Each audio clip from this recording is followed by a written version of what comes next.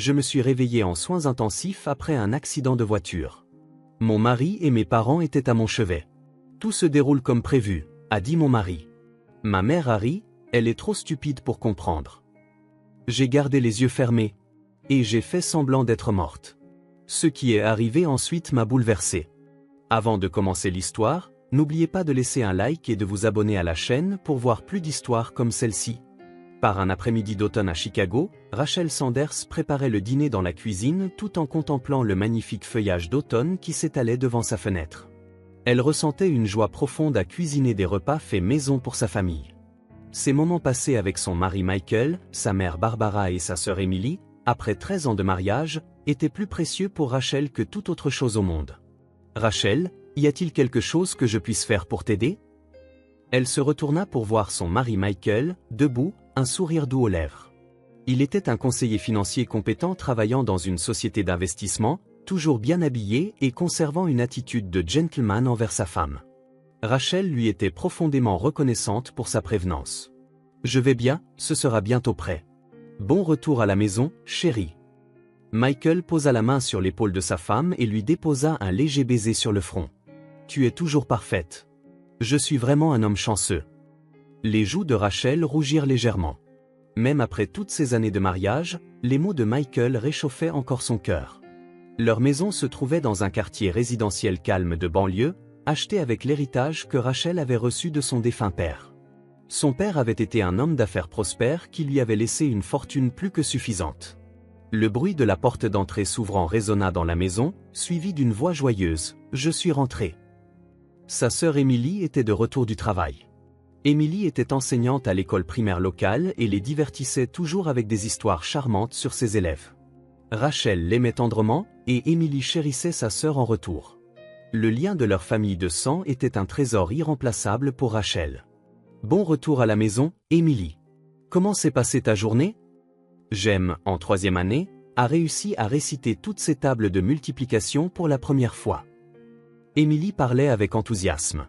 Ce garçon avait eu du mal avec les mathématiques, mais il avait vraiment travaillé dur. Rachel sentit une douce chaleur l'envahir en écoutant l'histoire de sa sœur. L'amour sincère d'Emily pour les enfants la rendait fière en tant que sœur aînée. Du salon provenait le son de sa mère Barbara regardant la télévision. Barbara vivait avec la famille de Rachel depuis la perte de son mari, 5 ans auparavant. En apparence, Barbara était une mère idéale qui traitait ses filles avec affection. Elle disait notamment à Rachel « Tu es ma fierté et ma joie ». « Maman, le dîner est prêt », appela Rachel en direction du salon. Barbara se retourna avec un sourire. « Merci, Rachel. Tu nous fais toujours passer en premier.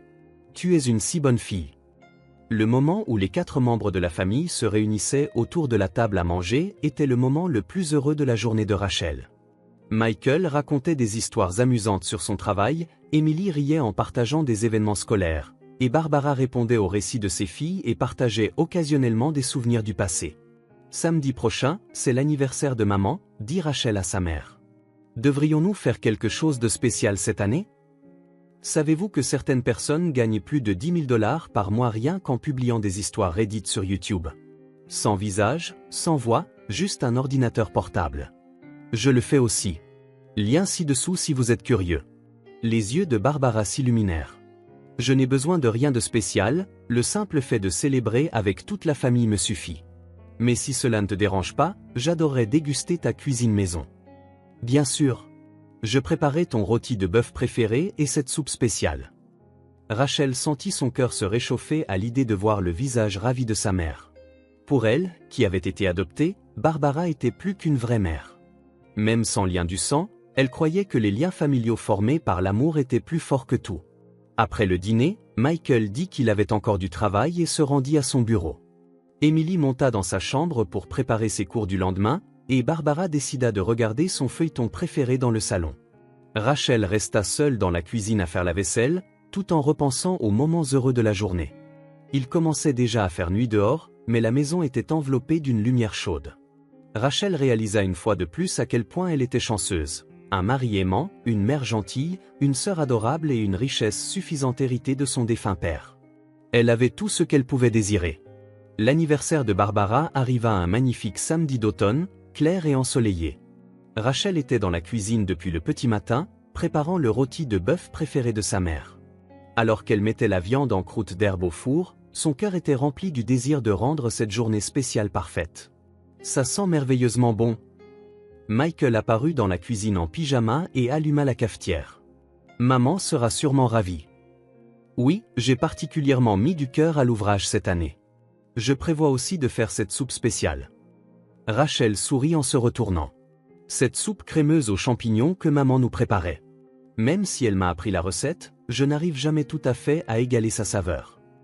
Michael massa doucement les épaules de sa femme. Ta cuisine est délicieuse. Maman le pense aussi. Vers 3 heures de l'après-midi, Emily arriva, les bras chargés de fleurs et de paquets cadeaux, arborant son sourire radieux habituel. Ça sent incroyablement bon. Emily jeta un coup d'œil admiratif dans la cuisine. Y a-t-il quelque chose que je puisse faire pour aider? Merci, mais c'est presque terminé. Il me reste juste à finir la soupe. Rachel faisait mijoter une soupe aux champignons dans une grande marmite. Elle assaisonnait soigneusement la riche soupe à base de crème avec des champignons frais et des herbes. Barbara adorait particulièrement cette soupe, et c'était quelque chose qu'elle avait longtemps voulu transmettre à Rachel depuis son mariage, disant « Un jour, je veux te partager cette recette ». À 6 heures du soir, les 4 membres de la famille se réunirent autour de la table à manger. Une belle nappe en lin recouvrait la table, et les plats que Rachel avait préparés avec amour y étaient disposés. Le rôti de bœuf était parfaitement cuit, et les légumes d'accompagnement étaient d'une vibrante couleur. Au centre, la soupe spéciale aux champignons fumait dans un grand saladier. « Oh, Rachel, c'est vraiment merveilleux », dit Barbara, les yeux pétillants. « Tu prends toujours si bien soin de moi. Merci beaucoup. » Rachel sentit son cœur se réchauffer en voyant la joie de sa mère. « C'est grâce à toi, maman, si je suis ce que je suis aujourd'hui. C'est tout naturel. » Michael versa le vin tandis qu'Emily allumait les bougies. Toute la famille trinqua pour célébrer l'anniversaire de Barbara, et un agréable dîner commença. « Ce rôti de bœuf est vraiment délicieux », dit Barbara avec satisfaction. « Mais ce que j'attends le plus, c'est cette soupe. Elle me rappelle la saveur que ma mère préparait. » Rachel se leva et servit la soupe chaude dans les bols de chacun. Elle donna à Barbara une portion particulièrement généreuse et se servit en dernier.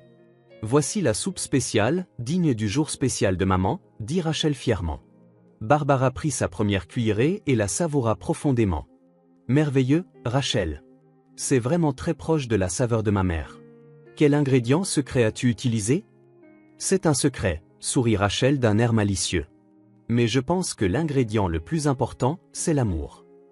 Toute la famille continua sa conversation agréable tout en dégustant la soupe. Michael partagea des épisodes amusants de son travail, Emily raconta des histoires charmantes sur ses élèves, Barbara partagea de vieux souvenirs, et Rachel écoutait les histoires de chacun tout en savourant son bonheur. Cependant, alors que le repas touchait à sa fin, Rachel commença à ressentir quelque chose d'étrange. Au début, ce fut comme un léger étourdissement, mais cela s'intensifia progressivement. Ses paupières devinrent lourdes et sa vision commença à se brouiller. « Je dois être un peu fatiguée », Rachel secoua légèrement la tête, essayant de chasser cette sensation. « Ça va ?» demanda Emily avec inquiétude. « Oui, j'ai probablement trop travaillé aujourd'hui. Mais comme c'est l'anniversaire de maman, je veux en profiter jusqu'au bout. » Barbara observait attentivement l'état de sa fille. « Rachel, tu en as vraiment assez fait. C'est amplement suffisant. » Rachel essaya de se lever pour débarrasser les assiettes, mais elle se sentit chancelante. Michael se leva rapidement pour soutenir sa femme. « Repose-toi, je vais débarrasser. » « Mais il y a encore le dessert. »« Le dessert peut attendre une autre fois, » dit Barbara doucement. « Ta santé est plus importante. » Rachel s'allongea sur le canapé, mais sa somnolence devenait anormalement forte. Alors que sa conscience devenait floue, elle entendit les voix de sa famille comme si elles venaient de loin. À ce moment-là, le téléphone portable de Barbara sonna. « Allô ?» La voix de Barbara se remplit soudain de tension. « Quoi? Emily à l'hôpital ?» Rachel entendit la voix paniquée de sa mère à travers sa somnolence. Quelque chose semblait s'être produit. « Rachel, c'est terrible. On vient d'appeler pour dire qu'Emily s'est effondrée à l'hôpital. » Rachel lutta désespérément pour maintenir sa conscience, mais sa tête était embrumée. « Emily? Mais Emily est juste ici. »« Non, c'est une autre Emily, ton amie. » La voix de Barbara était agitée. « Nous devons aller à l'hôpital tout de suite. » Rachel était confuse. S'agissait-il de son amie Emily? Mais il était étrange que Barbara connaisse le nom de cette amie. Cependant, elle ne pouvait plus penser clairement. Nous devons y aller. Rachel tenta de se lever, chancelante. Michael regarda sa femme avec inquiétude. Tu ne peux pas conduire dans ton état. Je vais conduire. Mais tu as bu du vin toi aussi, n'est-ce pas? Ce n'est pas grave, juste un peu. Michael prit les clés de la voiture. Demandons à maman de venir avec nous aussi. Rachel essaya de protester, mais ne put articuler correctement à cause de la somnolence et des vertiges. Soutenue par Barbara et Michael, elle s'assit sur le siège passager, sa conscience incertaine. Elle sentait que quelque chose n'allait pas, mais ne pouvait comprendre quoi. Alors que la voiture démarrait, la conscience de Rachel s'estompa davantage. Quand la conscience revint, une douleur sourde résonnait dans la tête de Rachel. Les bips réguliers des appareils médicaux et l'odeur de désinfectant stimulaient ses sens. Elle ne se souvenait que par bribes où elle était et pourquoi elle était là. Elle essaya d'ouvrir les yeux, mais ses paupières lui semblaient aussi lourdes que du plomb. Elle sentait des tubes connectés à diverses parties de son corps et la sensation de ce qui semblait être un respirateur au fond de sa gorge. Rachel était confuse mais sentit instinctivement que quelque chose n'allait pas. Puis elle entendit le bruit discret de la porte de la chambre d'hôpital s'ouvrir. Plusieurs bruits de pas se firent entendre, et le son de chaises qu'on tirait résonna à côté du lit. Rachel sentit l'envie d'ouvrir les yeux, mais eut étrangement le pressentiment qu'elle ne devait pas le faire. Elle continua donc à les garder fermés. « Qu'a dit le docteur » entendit-on une voix masculine basse. C'était la voix de Michael. « Il faudra encore un peu de temps avant qu'elle ne reprenne connaissance » répondit une voix féminine. C'était Barbara. Mais heureusement, sa vie n'est pas en danger. Rachel allait se sentir soulagée, mais les mots suivants lui glacèrent le sang.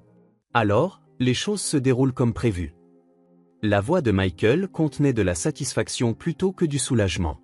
Prévu? Le cœur de Rachel se mit à battre la chamade. Le son du moniteur s'accéléra légèrement, mais heureusement, les deux ne semblèrent pas le remarquer. Oui, parfaitement, rit Barbara. Cette fille est tellement naïve. Elle n'a rien remarqué du tout. Elle a bu cette soupe si joyeusement. La soupe? La mémoire de Rachel revint progressivement. L'anniversaire de Barbara, la soupe spéciale aux champignons, et cette somnolence anormale. La quantité de somnifères était-elle correcte? La voix inquiète de Michael. Exactement comme calculé. J'ai ajusté pour qu'elle perde connaissance 30 minutes après avoir mangé. Pendant le trajet, au moment où tu l'as emboutie par l'arrière, Rachel aurait dû être complètement inconsciente, n'est-ce pas? Rachel réprima désespérément les tremblements de peur qui parcouraient son corps. Sa propre mère et son mari avaient essayé de la tuer. Oui, grâce à l'airbag, elle s'en est sortie avec des blessures légères. Mais faire croire qu'elle s'était violemment cogné la tête a été difficile, soupira Michael. Mais maintenant, tu vas rembourser ma dette de 5 millions de dollars, n'est-ce pas, belle maman? Une dette de 5 millions de dollars? Rachel fut choquée par le secret caché de son mari. Bien sûr, la voix de Barbara résonna froidement. Quand Rachel mourra, tout l'héritage me reviendra. Et il serait naturel de le laisser à Emily, ma vraie fille. Vraie fille? Le monde de Rachel s'effondra. Rachel est adoptée, donc il n'y a aucun lien de sang, continua Barbara. Mon mari a eu pitié de cet enfant et l'a recueillie, mais honnêtement, elle était un fardeau. Mais quand le père de cet enfant est mort en lui laissant un énorme héritage, j'ai pensé que c'était un cadeau du ciel. Mais, belle maman, Emily ne sait rien, n'est-ce pas? Bien sûr que non. Cet enfant adore vraiment Rachel. Mais une fois que je lui aurai tout expliqué, elle comprendra. Après tout, c'est sa vraie mère qui le dit. Rachel retint ses larmes. La famille qu'elle avait aimée de tout son cœur avait en réalité attenté à sa vie. Mais est-ce que ça va vraiment aller? La voix de Michael trahissait de l'anxiété. L'enquête de la police. Ne t'inquiète pas. C'est traité comme un accident de la route. Tu es le pauvre mari qui s'est endormi au volant, et je suis la mère pleurant la perte de sa fille chérie. Un jeu d'acteur parfait, tu ne trouves pas? Le rire cruel de Barbara résonna dans la chambre d'hôpital. Le cœur de Rachel se glaça en découvrant la vraie nature de la personne qu'elle avait cru être sa mère. Quand même, je suis contente que Rachel soit vraiment morte, soupira Barbara avec soulagement. Si elle avait survécu, ça aurait été gênant. C'est vrai. Mais maintenant, je peux rembourser ma dette, et belle-maman peut donner l'héritage à Emily comme elle le souhaitait. Tout le monde a une fin heureuse. Leur conversation se poursuivit, mais la tête de Rachel était confuse de colère et de tristesse. La mère qu'elle pensait l'aimer l'avait en réalité détestée. Michael, qu'elle croyait être un mari attentionné, l'avait utilisé pour ses dettes. À propos, Michael, entendions à nouveau la voix de Barbara. Ta dette de jeu est vraiment de 5 millions de dollars. Oui, des casinos et des paris sportifs.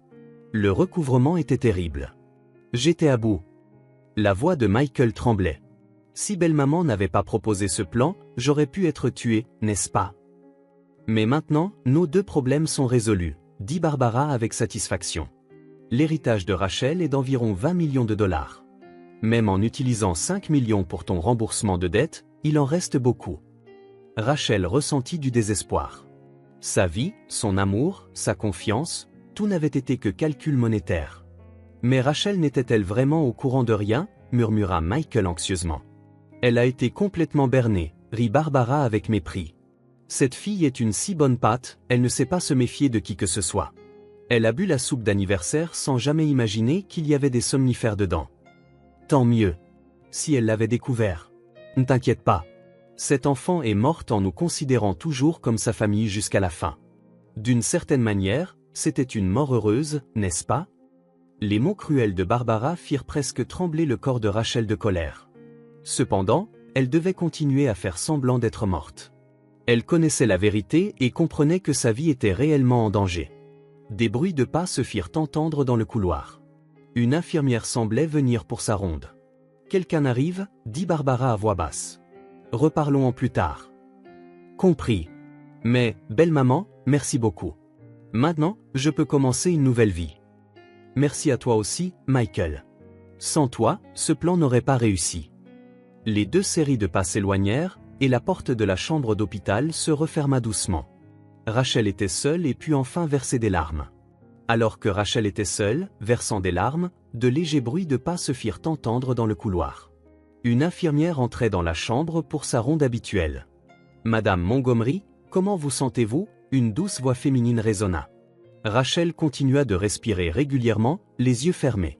L'infirmière vérifia les constantes avec des gestes exercés et examina les relevés du moniteur. « Le rythme cardiaque est légèrement élevé » murmura l'infirmière, « mais c'est peut-être un signe de reprise de conscience. » Où sont les membres de la famille?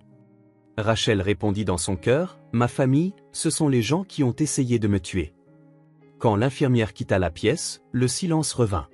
Rachel commença à élaborer un plan dans sa tête. Devait-elle continuer à faire semblant d'être morte ou devait-elle révéler la vérité? Cependant, sa décision fut prise par les bruits de pas qu'elle entendit ensuite. Barbara et Michael étaient revenus. L'infirmière a-t-elle dit quelque chose? La voix de Michael. Pas de changement particulier, répondit Barbara. Mais elle pourrait bientôt reprendre connaissance. Si elle se réveille? Ne t'inquiète pas. Comme nous avons fait croire qu'elle s'est violemment cogné la tête, nous pourrons simplement dire qu'elle n'a plus de mémoire. D'ailleurs, même si elle se souvient de quelque chose, si nous nions, qui la croirait? Le calcul froid de Barbara affermit Rachel dans sa résolution finale. Elle ne pouvait pas rester silencieuse. C'est une histoire intéressante, maman. Rachel ouvrit lentement les yeux. Barbara et Michael la regardèrent avec des expressions comme s'ils avaient été frappés par la foudre. Rachel. Michael sursauta, paniqué. Tu es réveillé? Ça va? Tu t'es violemment cogné la tête? J'ai tout entendu, Michael, la voix de Rachel était calme mais dure comme de l'acier. À propos de la dette de 5 millions de dollars, des somnifères, de l'accident planifié, tout. Le visage de Barbara devint blême. Rachel, que dis-tu? L'accident t'a blessé à la tête? Arrête de mentir, Rachel s'assit dans son lit. Que j'étais une gêne en tant qu'enfant adopté, que tu voulais donner l'héritage à Emily parce qu'elle est ta vraie fille, que tu me détestais, j'ai tout entendu. Michael et Barbara se regardèrent. Ils comprirent qu'il n'y avait pas d'échappatoire. Mais il n'y a aucune preuve, n'est-ce pas? Dit Barbara avec défi. Quoi que tu dises, nous n'irons. Tu as des hallucinations à cause de ta blessure à la tête. Rachel sourit. Ce sourire n'avait plus sa douceur d'antan. En fait, maman, je ne suis pas aussi sotte que tu le penses. Rachel sortit un petit enregistreur de la poche de sa blouse d'hôpital. Qu'est-ce que c'est? Demanda Michael d'une voix tremblante. Un enregistrement de votre conversation. La confession de tentative de meurtre à l'aide de somnifères, le complot pour dette, Tout est enregistré. Le sang quitta le visage de Barbara et de Michael. De plus, continua Rachel, je n'ai en réalité pas bu cette soupe. C'est impossible, hurla Barbara. Je t'ai vu la boire. J'ai fait semblant de boire, mais je ne l'ai pas avalée. Pendant le repas, je l'ai recrachée dans ma serviette.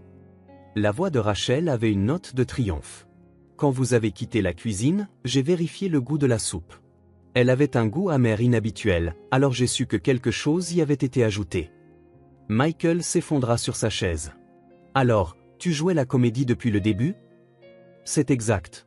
Pour confirmer votre plan, j'ai fait semblant de dormir, et quand vous m'avez mise dans la voiture, j'ai secrètement contacté mon ami proche, le Dr Johnson. Il a également contacté la police.